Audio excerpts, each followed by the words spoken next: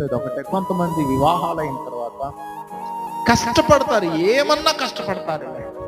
చిరాకు ఉద్యోగం చేస్తారు, యవనస్తులు చిరాకు ఉద్యోగం చేస్తారు, ఓవర్ టైం చేస్తారు, డ్యూటీస్ చేస్తారు, ఎన్నో చేస్తారు. శాలరీస్ కోసం, జీతం కోసం తెగ కష్టపడిపోతుంటారు.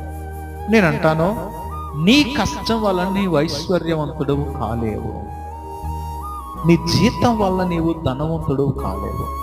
యెహోవా ఇచ్చు ఐశ్వర్యము ఆశీర్వాదాన్ని తెచ్చిపెడుతుంది. యెహోవా నిన్ను ఆశీర్వదిస్తే నీవు ఐశ్వర్యవంతుడవుతావు. దానికి నీ శాలరీతో సంబంధం లేదు, దానికి నీ కష్టంతో సంబంధం లేదు. యెహోవా ఆశీర్వాదము నీకుంటే చాలు. ఇంతకు యెహోవా ఆశీర్వాదం ఎప్పుడు ఉంటుంది?